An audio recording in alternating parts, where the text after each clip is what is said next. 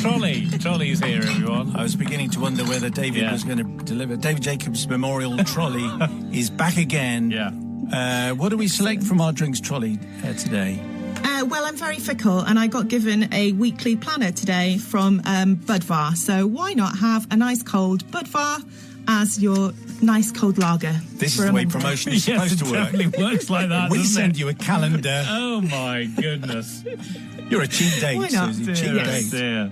It's very good. It's got 8 each days. I've written my to-do lists on them. Really, it's a calendar. His calendar's got all the days on it. All the days. Wow, I mean, brilliant.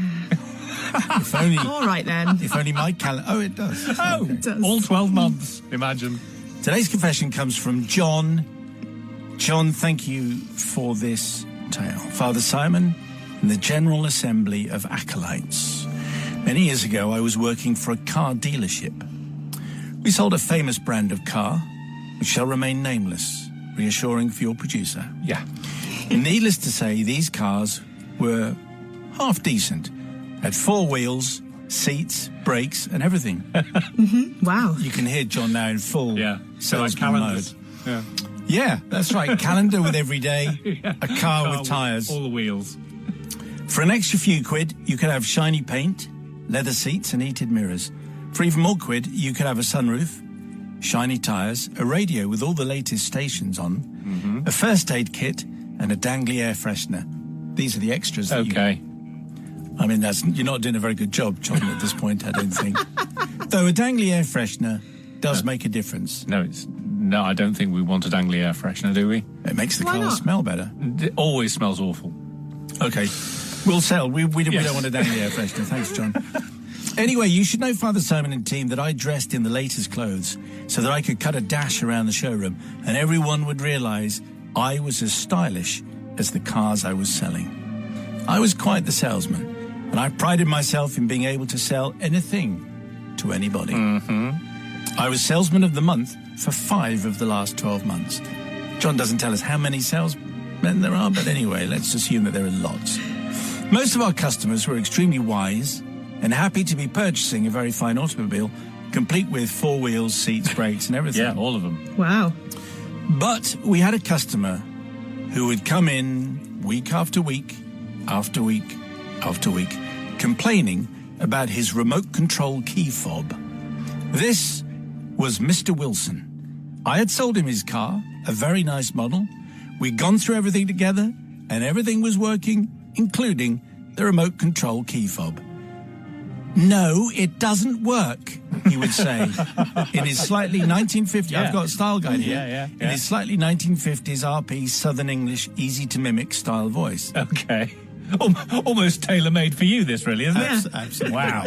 Okay.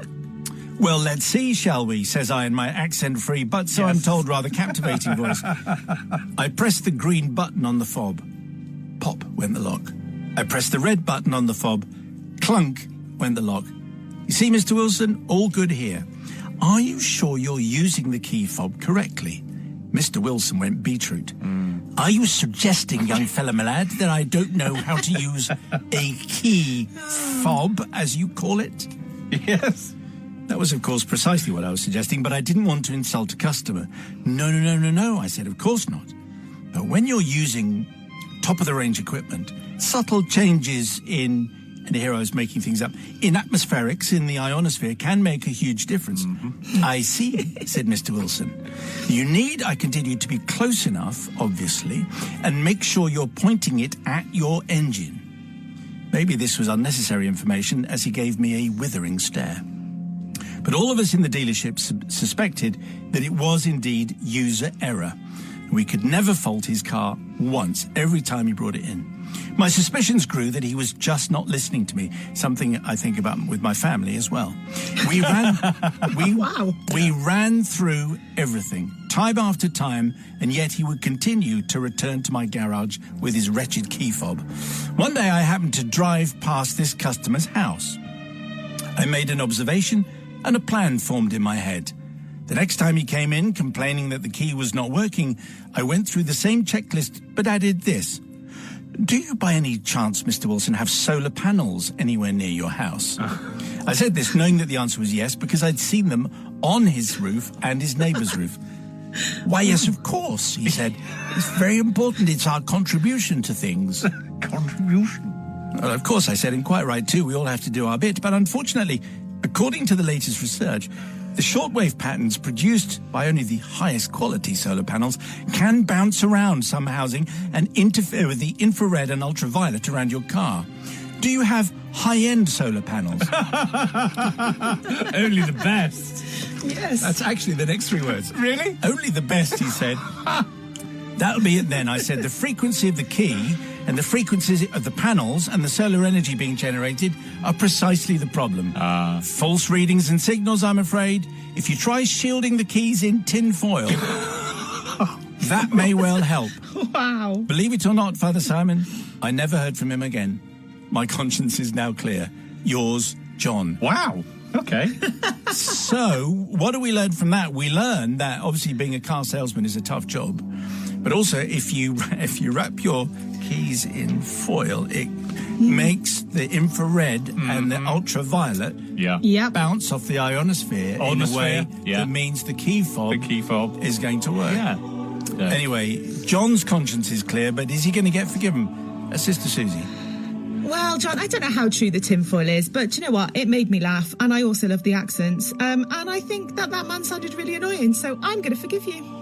Also, I didn't have to try very hard with the accents. No, you didn't. No, not really a stretch there. Brother from another cousin. Well, I'm surprised that the tinfoil. I'd have thought the tinfoil would have made it worse. Would have made sure that the fob definitely didn't work. But it clearly did work because he never came back, did he?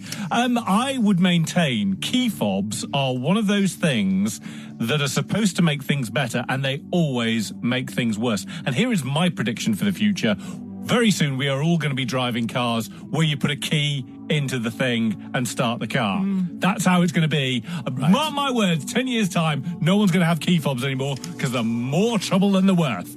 And yes, Mr. Wilson did sound a little bit irritating. So for that reason, I concur with Suze and forgive.